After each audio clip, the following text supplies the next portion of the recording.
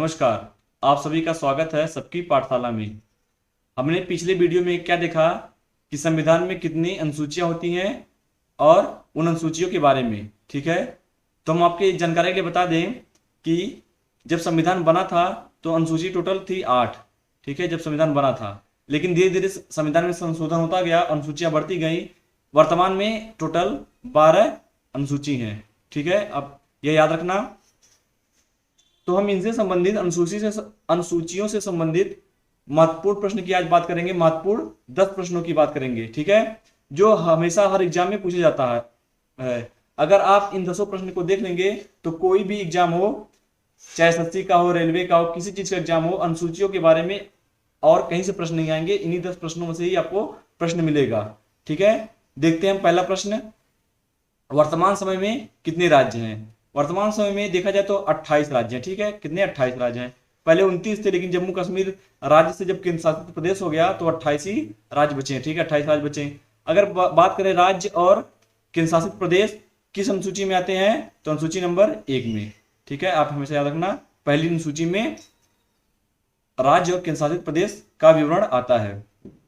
दूसरा प्रश्न की बात करें तो शपथ ग्रहण का प्रारूप किस अनुसूची में है? ठीक है, शपथ ग्रहण का प्रारूप किस अनुसूची में है? तो तीसरी अनुसूची में। शपथ ग्रहण तीसरी अनुसूची में है। तीसरे प्रश्न की बात करें तो संघ सूची में कितने विषय हैं? संघ सूची में कितने विषय हैं? संघ सूची में टोटल 100 विषय हैं। ठीक है, और बात करें संघ सूची, राज्य सूची, ठीक है, समावर्ती सूची, यह सब 7वीं अनुसूची में आते हैं। किस में? 7वीं अनुसूची में आते हैं। आप यह भी याद रखना। ठीक है, बात करें भारतीय संविधान में कितने भाषाओं का उल्लेख है? ठीक है, भारतीय संविधान में वर्तमान में कितनी भाषाओं का उल्लेख है? 22। ठीक है, 22 भाषाओं का उल्लेख है। बात करें 5वें नंबर प्रश्न की, तो भाषाओं का उल्लेख किस अनुसूची में है?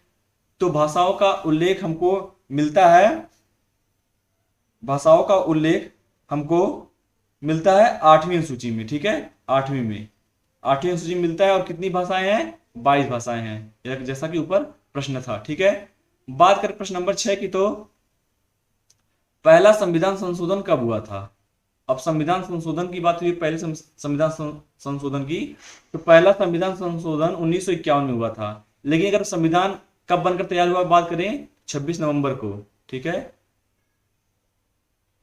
26 नवंबर 1949 को संविधान बनकर तैयार हुआ था और 26 जनवरी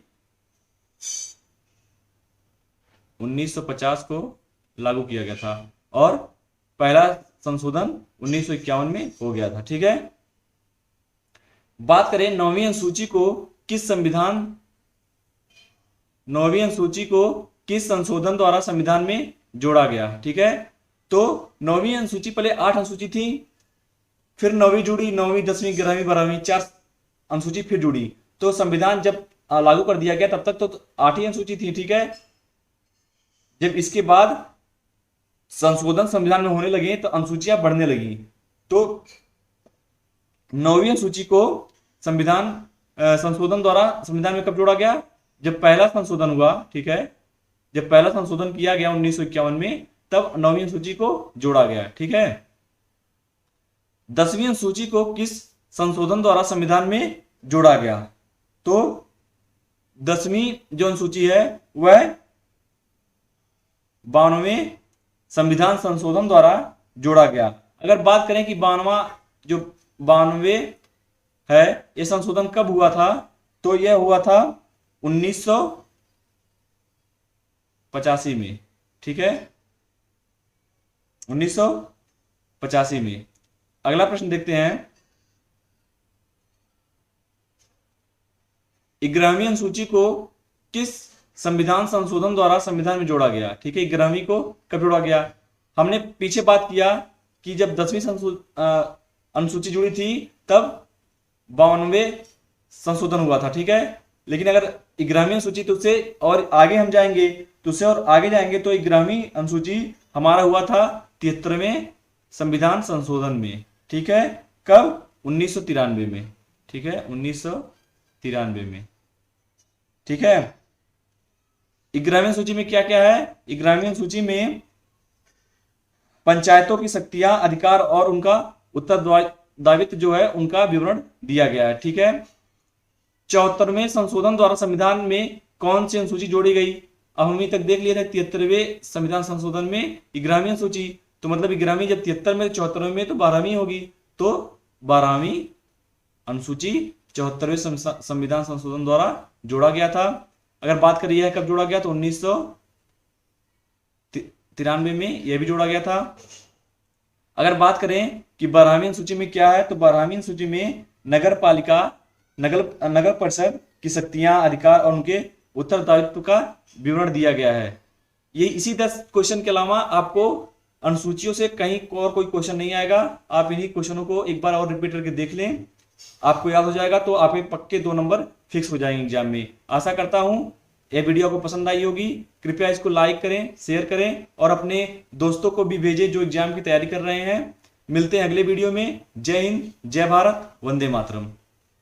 अगर तलवार की नोक पर या एटम बम के डर से कोई हमारे देश को झुकाना चाहे, दबाना चाहे, ये देश हमारा दबने वाला नहीं। तो एक सरकार के नाते हमारा क्या जवाब हो सकता है सिवाय इसके कि हम हथियारों का जवाब हथियारों से दें।